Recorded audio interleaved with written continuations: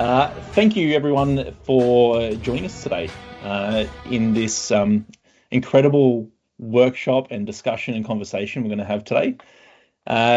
The theme of today's discussion is around mastering your three zones, and we're going to have a discussion today around the three zones, which is cold, warm, and hot. And we're going to put our business cap on today and how it relates to our business environment and business world, and where people, companies, organizations, how we take them through these three zones in a systematic way, systematic process. And we'll also open up today to have a conversation around how it relates to you guys in your environments as well, and what you can take out of it. And this is the three things we want to get out of today is improve our prospecting. We want to gain business growth and also time saving. So utilizing these three zones can help us improve all these three key areas of how we do business. And I think before I get Scotty to share a background on how this came about and the backstory about these three zones, it's an area that I guess I'm learning and how to apply where I spend my time in these zones. And sometimes I find as we unveil the cold, warm, and hot zones, sometimes we sit in the cold zone and we're just we really like that person and we want to just, get them involved and we want to work with them, but sometimes it's just not the case. But knowing these zones, we can gain understanding of where the people are at, and it also could just take the pressure off how we want to work with them and do business with them.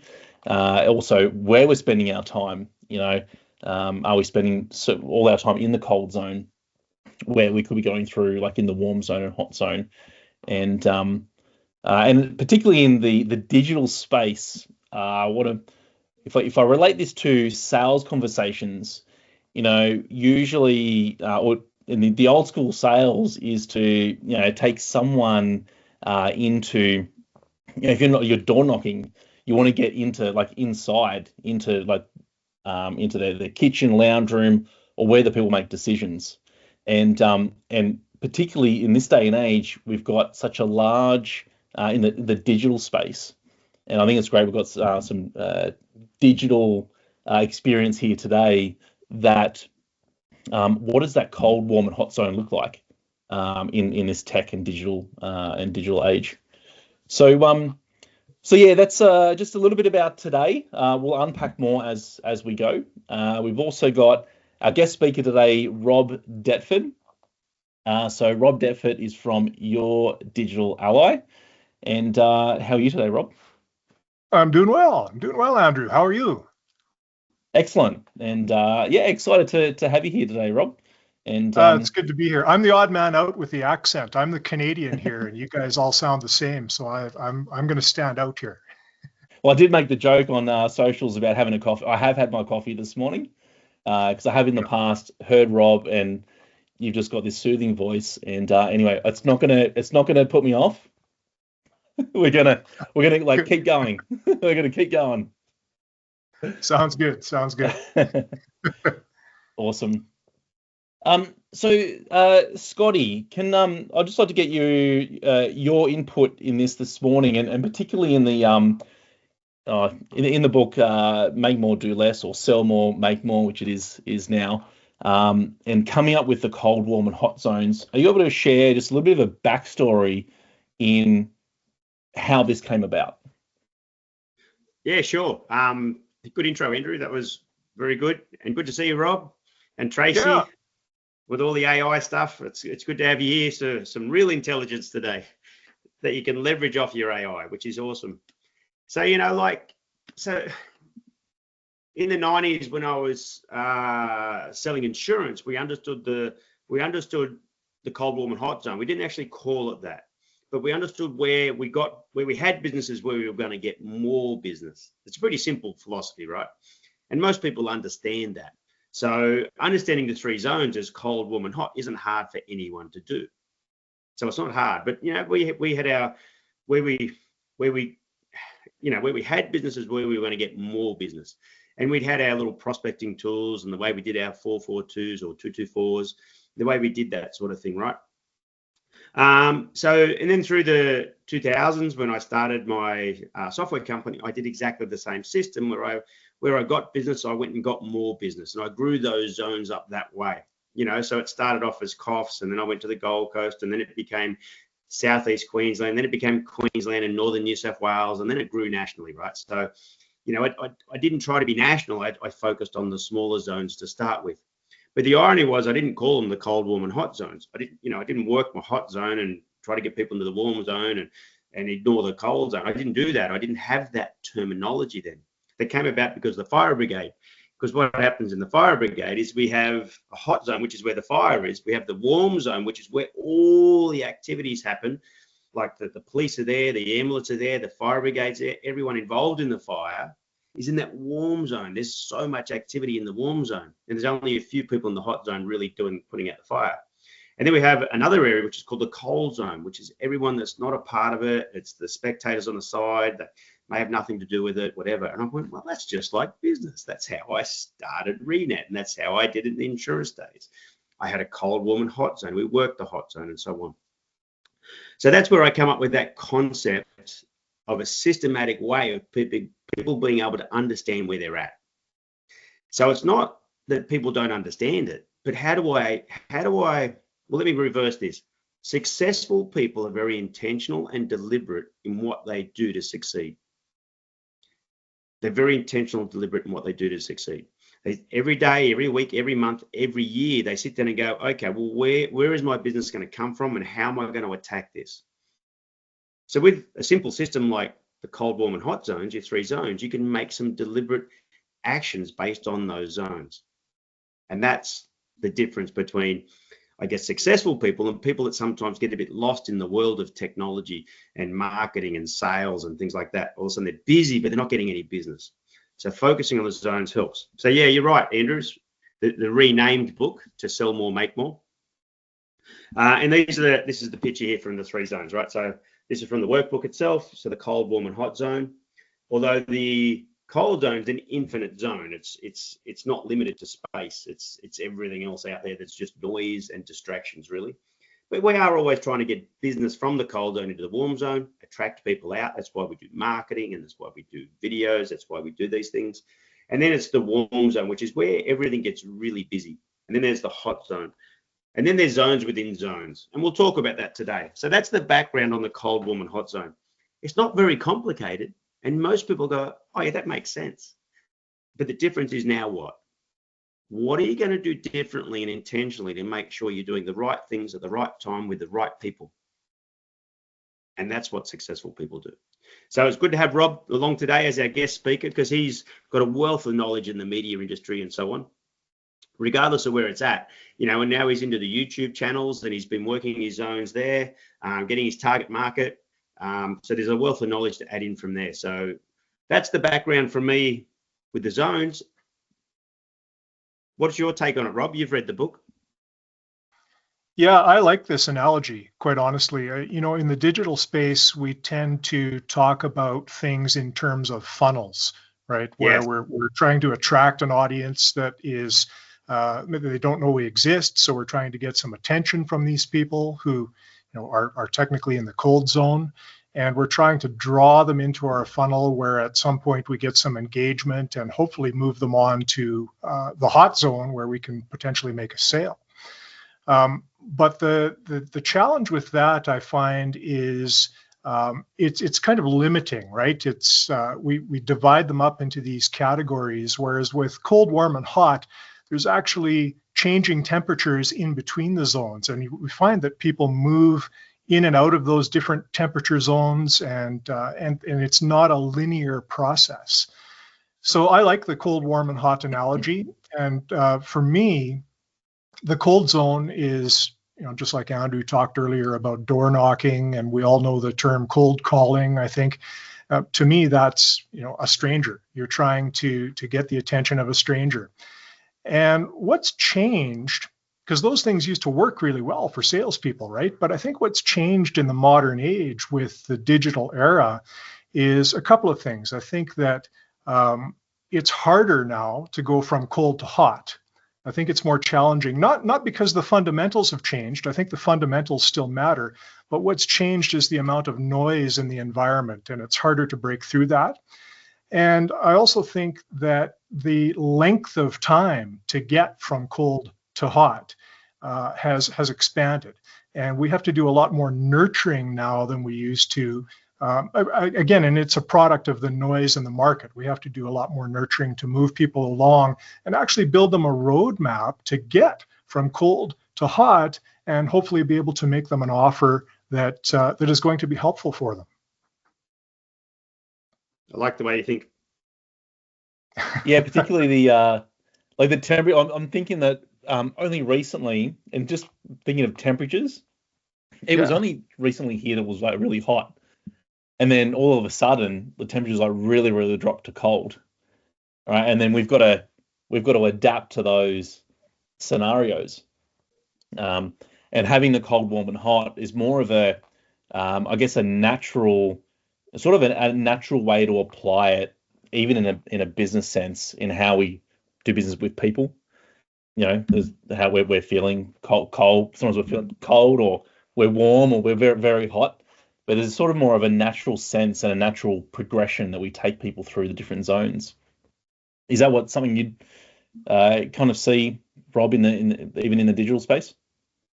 Absolutely. So in terms of a practical application, let's take a platform like YouTube, for example, because Scotty mentioned that I was kind of working on that stuff. And the thing I like about YouTube is there's some time duplication involved in that process as well, which is another one of Scotty's 5 systems. And so you can create a YouTube video and target it at your audience and potentially make an offer in that video. But more importantly, you're just going to try to deliver as much value as possible in that video. For business purposes, I always tell people who are building a channel for a business, you want to really try to answer your customers' FAQs. And if you're doing that, and if you're doing that really well, then when people are searching on YouTube or Google, whatever search engine they're using, or even on platforms like ChatGPT these days, that'll serve you up a YouTube video now. If you're doing that well, then you will get that search traffic coming to you. And the more you do that over time, the more people begin to see you as a valuable resource and as an expert in your field.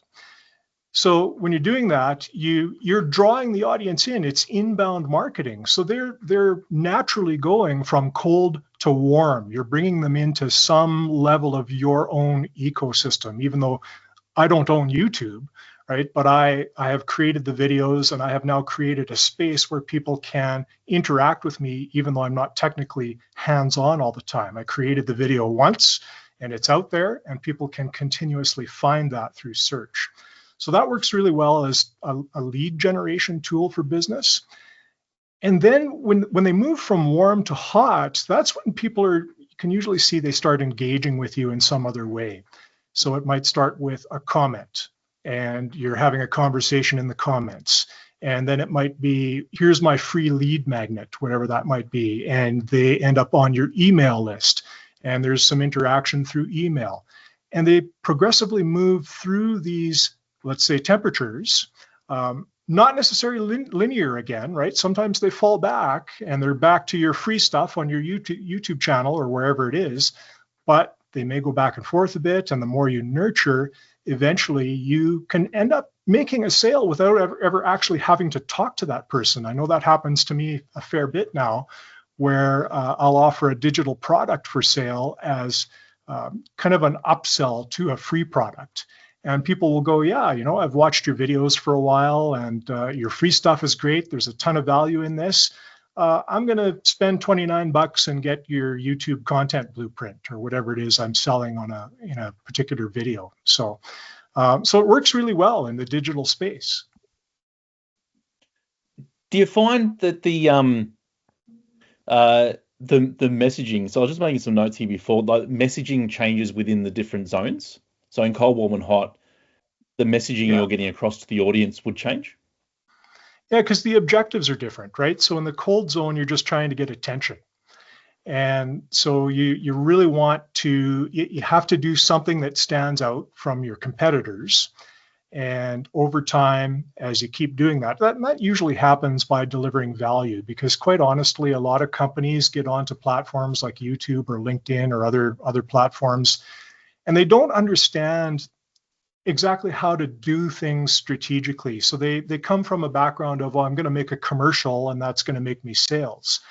And it doesn't work that way. So you see a lot of, on YouTube, you may see a commercial, what we would think of as a television commercial, or on LinkedIn, you might see a bunch of ad copy and, hey, buy my stuff because it's really great. But it doesn't work like that. It's a long game. And so in that cold zone, you really have to work at value, answer those FAQs, give the customers the solutions to the challenges they're looking that they're having, the pain points that they're experiencing, and build that trust over time. And that will warm them up, right? And once they get into the warm zone, then it's a little bit different. Then it's okay. You've had some solutions from me now. How can I move you now into the more comprehensive solutions that are actually my paid products or my paid services? So the messaging does change from that perspective. Awesome. Well, I think it's knowing, and I guess it's like reviewing a lot of that too, like knowing who is it that's reading these, like the messages or in the zones. And Scotty, I'll jump to you in a second, because there's a thing about like zones within zones. So even in the hot zone, you've got another zone like within that, and then what are you doing with those? There might be another, like a group of people or organization or something that's in that hot zone. And Scotty, could you just elaborate a little bit on the meaning behind zones within zones? Yeah, sure. So, all right, let me give an example. Do you mind if I use you, Rob, as an example as a digital business? Sure. All right. So Rob's cold zone is obviously everyone that's not a client already and's out there watching the videos and so on. So what's the warm zone? The warm zone is, let's come up with a couple of quick ones off the top of our head. Warm zone would be people that are putting in comments, or people that leave that video and go to his website. So have a look at his website to see what else Rob knows. What else can I get from Rob? All of a sudden they've gone to the warm zone. And what would be a hot zone? Well, maybe when they put an inquiry in, they say, can you tell me some more? What else do you do? All of a sudden they've jumped into the hot zone. They've actually reached out. So you used a funnel example. I don't mind if we call it a funnel. I'm not really big on funnels, but I agree it is like a funnel. Okay. At the end of the day, you do all this stuff, and in the end, there's a couple of people that's come out the bottom, right? So I'm okay with that analogy, but I'll just never talk about funnels in principle. It's just not my vocabulary. But, so they get into your hot zone and they've put an inquiry in. They've made a big leap from the warm zone, which is looking at your website or your LinkedIn profile and so on. So what's the cold, warm, and hot zone within the zones was the question. Okay, so they've put in an inquiry. So technically they've gone to the hot zone, but is it within the hot zone, there's a cold, warm, and hot zone. So I know you'll get this one right. So where's the hot zone within the hot zone? It's now the conversation. We're picking up the phone, having a conversation with them. We're going down the street, meeting them at a coffee shop. We're having a face-to-face. We're jumping on some sort of digital live Zoom call face-to-face. Once I get into the conversation with them personally, it's now the hot zone of the hot zone. It can't get any warmer than that. That's it. That's now the hot zone. If they become a client, that's looking at the client base. You can have a cold, warm, and hot client. So if we go to the next level again, now we've got a bunch of clients. Who are the cold clients? Who are the people that aren't interacting? Who are the warm clients? The people that interact every now and then. Who's the hot clients? The people that interact all the time. They're constant, they're repetitive. Well, they're cold, warm, and hot clients. So you see, I've given 3 layers as an example now of the zones within the zones. So once again, about 10 minutes ago, I said that successful people are very intentional and deliberate in their actions of what they do. So understanding the zones means when you're sitting down business planning, you go, well, actually, what am I doing with the hot clients? I don't want to lose hot clients. I've got to make sure I keep them fired up. I don't want the fire to go out. I get a hot lead. I don't want that fire to go out. I get hot. Does that make sense? And if you focus on the cold clients, but hang on a minute, there's a couple of people over there that might be interested, or there's a couple of, well, then you've got to decide which one you're doing. Where's your time and energy? I'm not saying one's right or one's wrong. I'm just saying be intentional about where you are and what you're doing. So next week, I'm like, well, I might spend some time in the cold zone and do some marketing for that. But if you get a few hot leads, then you've got to make a decision. Do I focus more on the cold, or do I try and close these hot people? And you want retention too. So you don't want to have people coming in and leaving all the time either. So you need retention. So then you start focusing on, well, I need to put some time, effort, energy into my existing clients, my hot clients. They're my flag bearers. They're my good stories. They're all the people I need to retain as well. So there's zones within zones, okay? And each zone, so look at your clients as cold, warm, and hot. Look at your marketing, cold, warm, and hot, and look at your funnel, if you like, as cold, warm, and hot. So that's an example for you, Rob.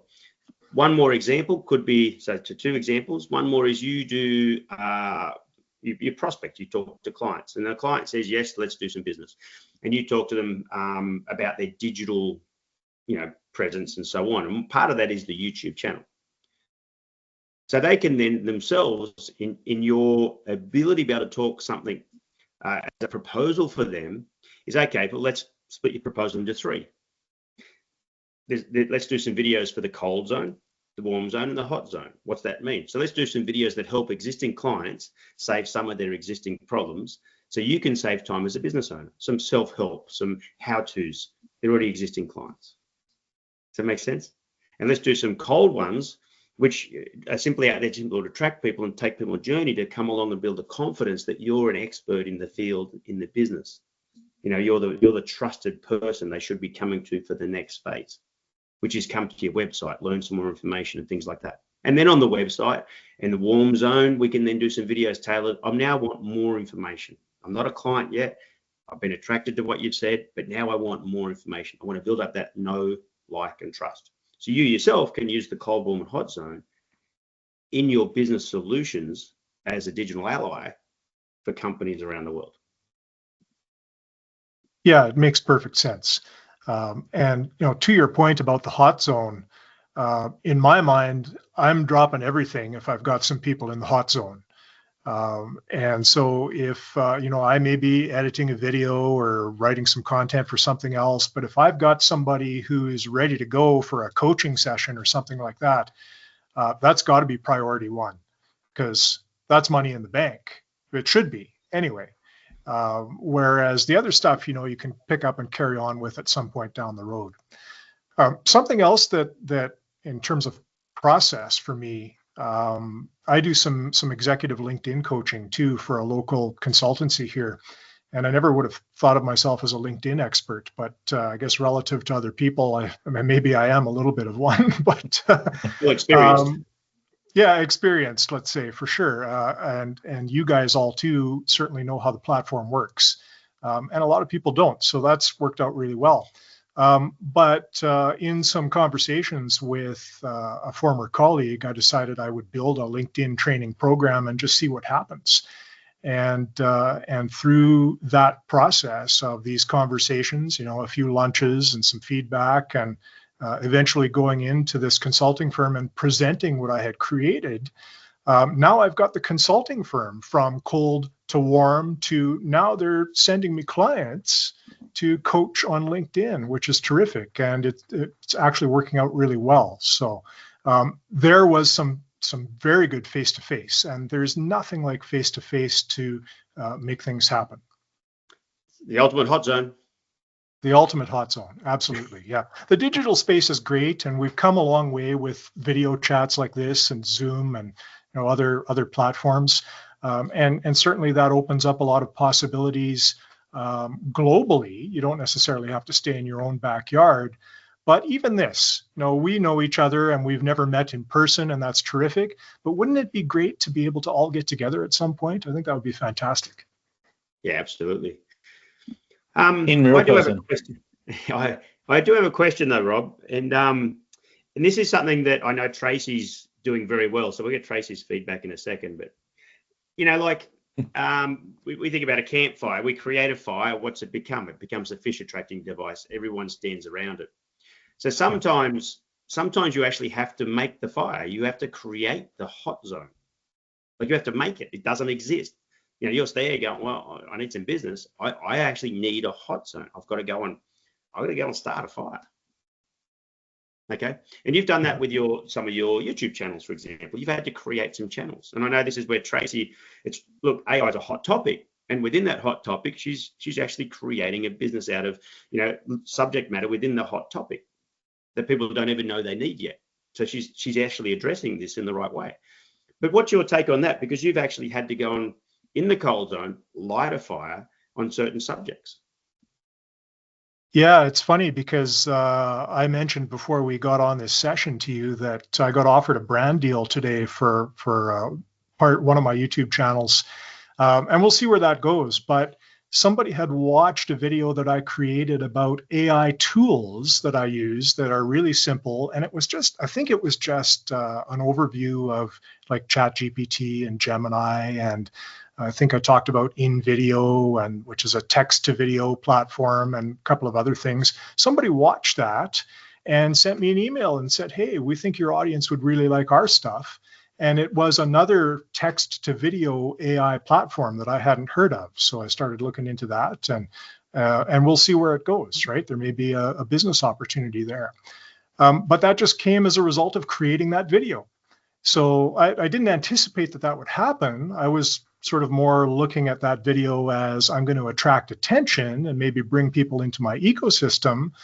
But it went directly to, here's an email from somebody who might have a business opportunity. So lighting that fire can result in some pretty good things. You just have to do it quite a lot, right? A lot of people will create a video on YouTube and, I didn't make any sales, so I'll walk away.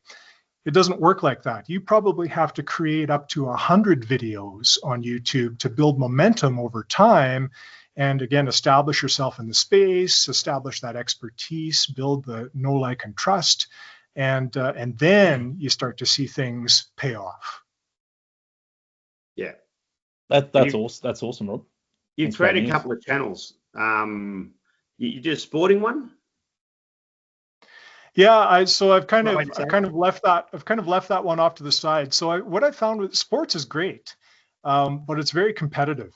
And YouTube, there's a lot of channels on YouTube now, and only about 6% of them are monetized through the partner program. And to get to that goal, if you want to actually earn money from YouTube when they show ads on your channel, you have to find a way to break through the noise. And it's tough to do that with sports. So as much as I like sports, I kind of left that aside a little bit. And I've been focused in on the Your Digital Ally channel. And there seems to be an audience for that, especially because YouTube tends to tends to attract, I don't want to say an older audience, let's say a young at heart audience, but certainly an audience more my age, and I'm Gen X. And so talking to that audience on YouTube seems to work really well, and it just seems to be a path to more easily stand out by sharing some of the online business, tech expertise, and content creation stuff that people like me might like to know how to do, but we remember a world without the internet, and we've formed habits around that over the years, and it's a bigger leap to jump into the digital space. So that channel is doing well just by sharing how can you jump into the digital space and benefit from that. We've got I've got a question from Tracy. Do you want to jump on the microphone? You can join the conversation here. And Tracy's got a question about, my question would be how to get them from the face-to-face hot zone with a proposal sent to actually buying the service.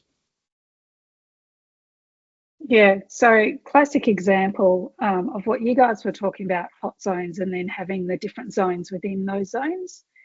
So for me, I explained what happened. I was sitting at a coffee shop, minding my own business, having a coffee. And someone came and sat next to me, and then their business partner sat next to them, and they were talking about ChatGPT and how they're using it and things like that. And I brokered the courage to interrupt and say, well, you do know that ChatGPT is actually called crap GPT, like this. And they had a laugh, and, it was sort of like a humour thing to get in. And they said, oh, what are you talking about? Da, da, da, da.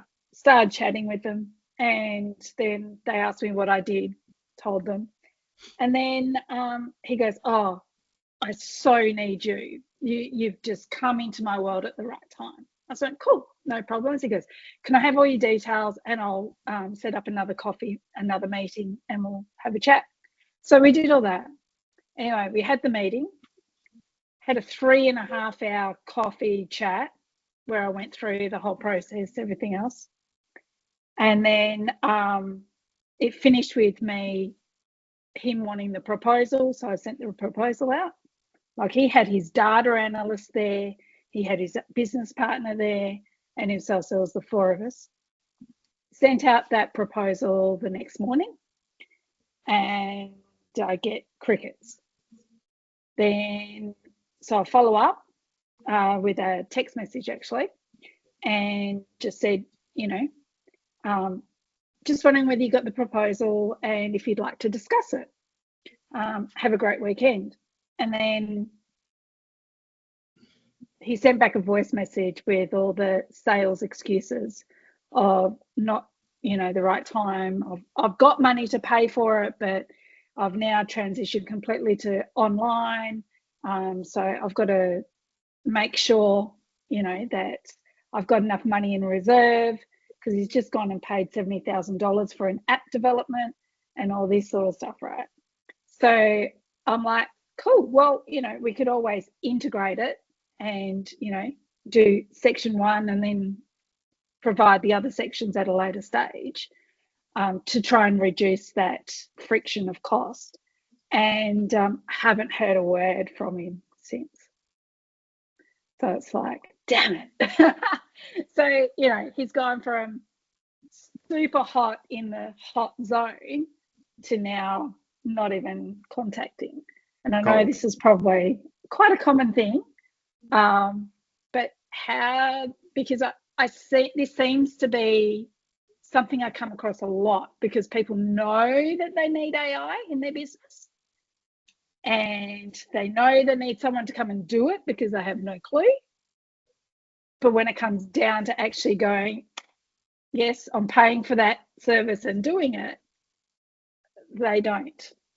So, and I'm assuming this is the same with most businesses, because I've worked in a lot of different businesses. Got nothing to do with AI. And no, nothing to do with AI. It's just more the fact that they know they need that service or that product.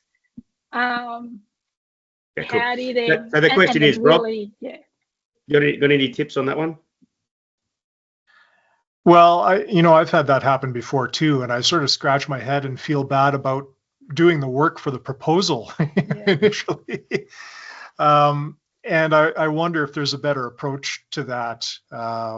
Get more of a commitment in some way before actually doing the work of putting together the proposal. I don't know. Usually people want to see something to help them make their decision, is what I find.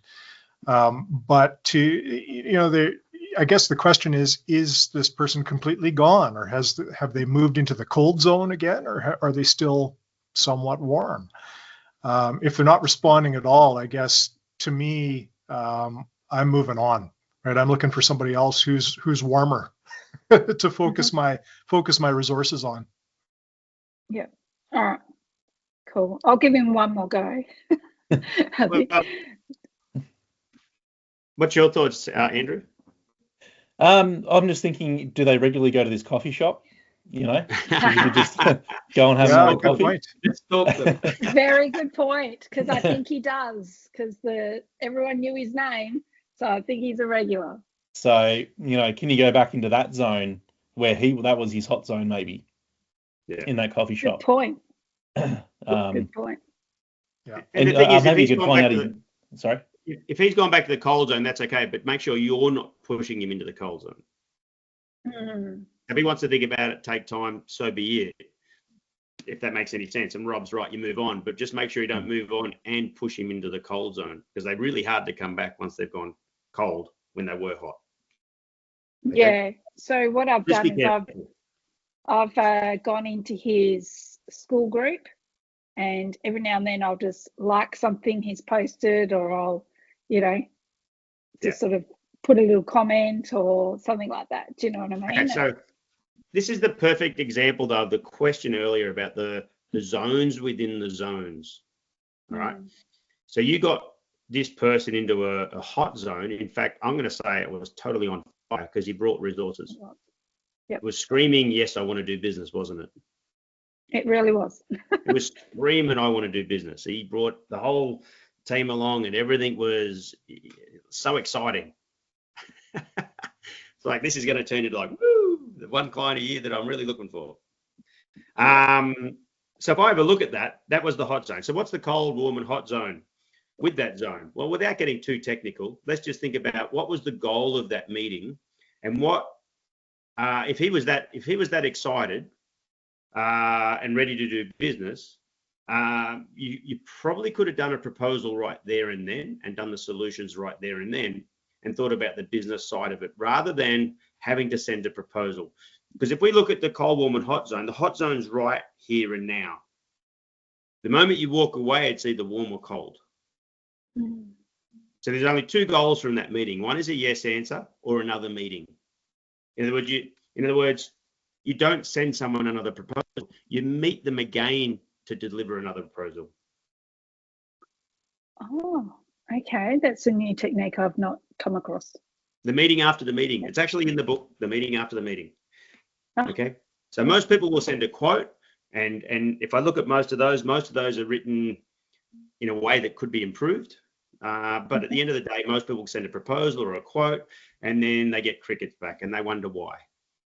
So the time to close the business would have been there and then. So the second part of that is, if it was 3.5 hour chat, it was actually now a presentation you did rather than a conversation about what you can do. You probably actually did a presentation, and you might have actually given them enough information that they didn't need to pay you anymore either. So rather than putting a program in place that takes them over a journey of 3 or 4 sessions over the next month, it probably gave them enough, if that made any sense. So it became too much.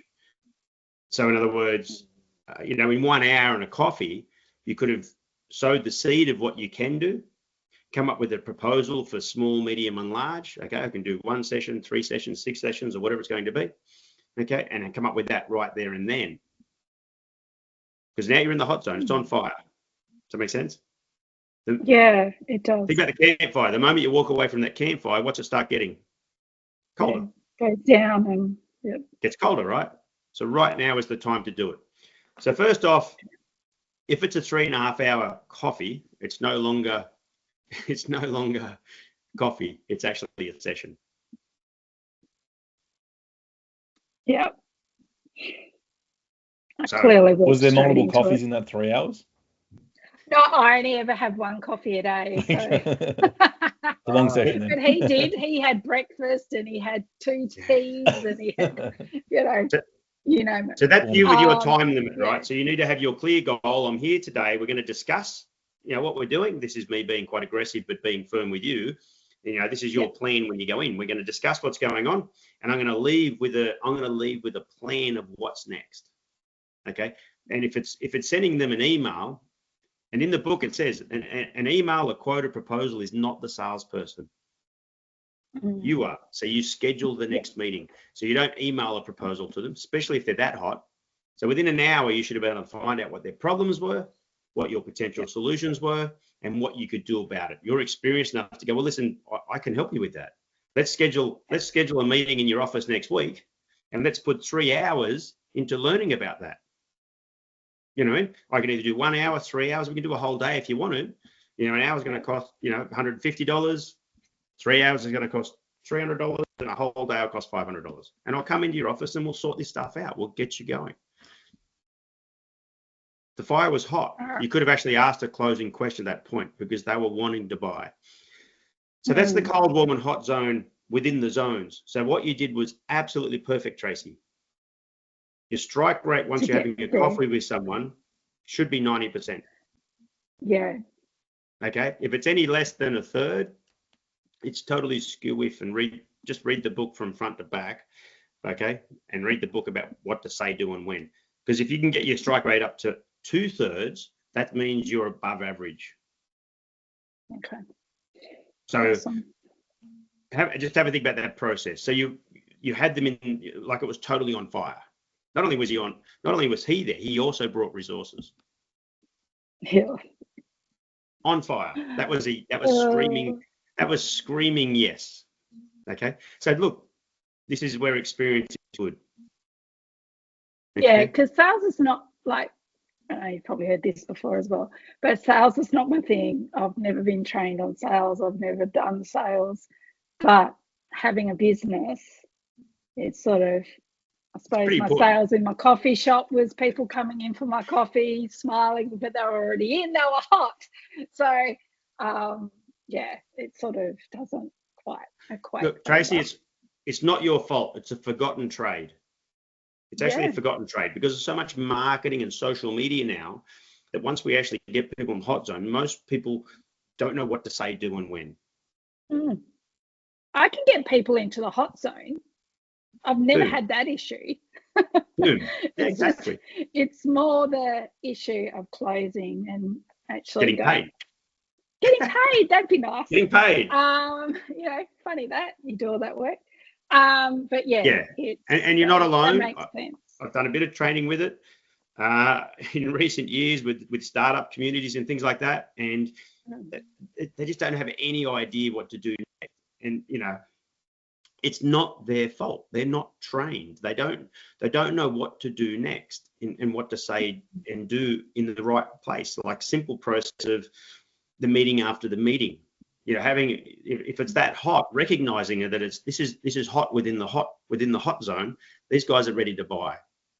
So having that proposal in place and understanding your value, and even if it's not in writing, you could have actually vocabulary. You said, listen, well, for $1,000, I'll fix all your problems. They were ready to buy. Yeah. They were ready to buy. 1,000. Look, we can put a program in place for the next 6 months. Every week we'll catch up, and it'll be only $10,000 or whatever it was. You could have come up with 3 proposals on the spot verbally, okay, and locked it in with a handshake.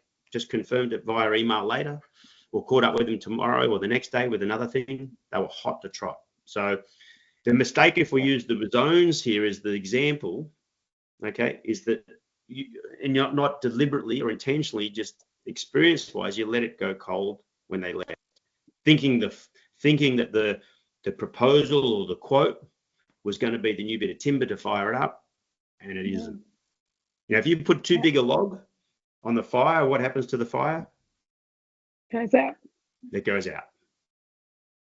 You got to keep putting little smaller bits on so it keeps on firing up. And you had them there. You actually had them there. But who knows? I wasn't there. I don't know the proposal. I don't know the person. But I'm only going to do this. He might come back. Exactly. If he comes back next year and says yes, you'll still take his money. So don't push them away to the cold zone. Yeah. Does that make sense? So, but at the end of the day, just keep them in that simmering warm zone aspect. Make sure they're still in the warm zone, right? The conversation's still there. It's still very open, and you know where they're at now. So the fire's gone out, but doesn't mean you can't blow some wind on it and fire it up again, right? So at the end of the day, and this is experience, right? And maybe that was always going to happen. We don't know that. You and I can't tell, right? We can't tell. But in principle, if I look at that from the outside in and look at sales in principle and the systematic way in which you approached it, a shorter meeting after the meeting, it was on fire. You could have closed it right there and then with several proposals and got one of his yes answers. Yep. All right. Thank you. That was an excellent question. Scotty, you mentioned people don't know what to do and when to do it. I think I would add to that people also don't necessarily know who to listen to these days, because my point earlier about all the noise out there in the digital space, people will scroll through and find 1,000 gurus in a day. And so it's hard to know who has the solution, who's the right person to give me the advice I need. Now, I know that you have the expertise in this, but we've known each other a little while and we've had a lot of chats like this. And so, hopefully people will be watching the recording of this and get some good value out of it. But it is really tough out there, I think, for people. Yeah, it is. Like, I had a website design company come to me last year. In fact, they came to me 3 years ago as well. And their whole proposal was actually just a contract with a price at the bottom, black and white. Well, they came from an accountancy background. So that's why, when you sign off on your book work every year, that's what it is. So they assumed that people just sign these. So we changed that into a proposal. And then they came to me last year because they had a few big ones they were putting in and they didn't want to lose them, right? So we had a look at the quote they were putting in and it was way better than before. Now it's actually, and all we did then was a few little tweaks once again. And then they won the business they were really looking for. So, I'm not saying I did it, but it's interestingly enough how if I go back 3 years ago, if that had been a black and white contract, their strike rate would be less. It's all about increasing your strike rate. No one gets 100%, but if you do the right things at the right time, in the right places, in the right way, there's just increasing your strike rate. It's having shots at goal during the game. Just keep having shots at goals. And if you keep doing it, eventually you'll get them. But if you get better at the play and know when to pass it to the guy that's open instead of you trying to take it or all those sorts of game plays, you just get better at winning. So, and that's what knowledge like this is about. I mean, it's simple for me because that's all I've done all my life. So once you've got in the hot zone, Tracy, you're not home and hosed, but you've done all the hard work. Now you can actually slow down a little bit, listen, come up with some solutions and get paid. You've got to get paid. You're not a charity. I think the zones are very relatable to our time personally as well. Because even when that happens, you then start thinking about all these other things I could have done, I could have said, and then you start, you can beat yourself up about it. But it's really then how do I shift myself? You can start like feeling cold. You're still feeling cold and just shitty about it or whatever. But how do I warm myself up to go for the next that next proposal, or maybe I can leverage that proposal I got for the next person as well. So you've already used like how can I leverage that time? I've already put the time in the proposal. I've got like some sort of framework. Who's now in my next hot zone, and then go again. Yeah, and as an example of the fire analogy and the cold, warm, and hot zone, a good example of that, even if you did the 3.5 hours, right? So take that out of it. Let's say you thought that was time well worth spent because it was a $100,000 contract that you might have won or something. So taking all that out of it, let's just go, what if you want to schedule a meeting after the meeting, okay? I'm not going to ask the question, I'll just give the example. I was going to say, well, what should you do? Here's what you do. What you do is say, look, how about we reconvene next week? Okay. I'll go away and do a bit more homework. I'll come up with some of those solutions you were talking about. Okay. And let's get back together next week. I'll have some proposals for you. Okay. And does that make sense? Otherwise, if you say, look, I'll go home and I'll email you a proposal, you let them go into the cold zone. What you want to do is go away, get some more kindling and come back again and meet them in the hot zone again. So either get a yes or a comeback, another meeting after the meeting. Does that make sense? Yeah, that certainly makes sense. I just never thought about having another meeting to even present the proposal, or do you know what I mean? Yeah. To walk them through it. And if you're there for any longer than an hour, you're now doing a presentation. Yeah, okay. Yeah, unless they've said yes. Does it make sense? Yeah, let's go ahead. All right, well, let's sit down. Let's schedule what we're going to do if you want to. No problems at all. Because now you've got a yes answer, you've got some business, and it's now investing in someone who's hot. They're ready to go. They've said yes, let's do it. No worries, Tracy. Here's $10,000 over the next month or two. Let's get this stuff sorted because I want my business to be better in 2026. Let's get going. Well, 3.5 hours doesn't matter. You've got a yes. But when it's still proposal time, the idea is to keep the fire hot. Yeah. I'll go get some more information. I'll do some research for you, and I'll come back with some really good answers. Let's catch up. Let's catch back up again on Thursday or Monday next week or whatever. Keep the fire hot. Go get some more kindling. Have a reason to come back again. Yeah. And in 3.5 hours, you probably gave away a dozen reasons for the second meeting. Even if you know the answers, Probably. one of the chapters in the book is about deliberate mistakes. You might already know the answers, but hey, let me go do some research. Let's get back together. I think I didn't want to. I think deep down, I don't know if others feel this way, but deep down, I know that I know the answers, and I don't want to look dumb. Like, I want to be able to give them solutions. That makes sense. True. There and then. So exactly. I'm the expert. That's human nature, and you're right. So in 3.5 hours, you probably just gave them too many of those right answers. That's all. Yeah, because I got my computer out and showed them. So now you're doing a workshop, and that's where your value is. Oh, and the data analysis probably went, oh, I know how to do all that. We don't need to pay her. That's probably what's happened.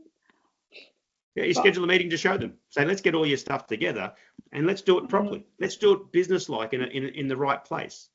And that's what people want you to say. Let's do it properly. I mean, you want to do it properly, don't you? Yeah. You want to do it the right way, so let's schedule it. Let's do it properly. Yeah. And they say exactly that. Yeah, let's do it. Then it's just a matter of how much and how long. And that then comes down to you, however much you charge in the offerings you've got. I need to get better at that too, Tracy, by the way. I have a tendency to give away too much, for sure. And I know that there are people out there who will just take your free stuff all day long. And why wouldn't you, right? Why wouldn't you? So it's finding that point. Yeah. And so it's for me, it's recognizing that point of, okay, when do I make the transition now to let's have another meeting or whatever the next step might be to, as Scotty says, keep the fire burning, right? Keep it going. So we all need to work on things. That's one for me too. Yeah, that's your thanks for that. Cold, warm, and hot zone within the hot zone. Yeah, no, I love the way that you're explaining it. That makes so much sense. Yeah. I think I stole the show there, Andrew. Yeah, sorry, Andrew.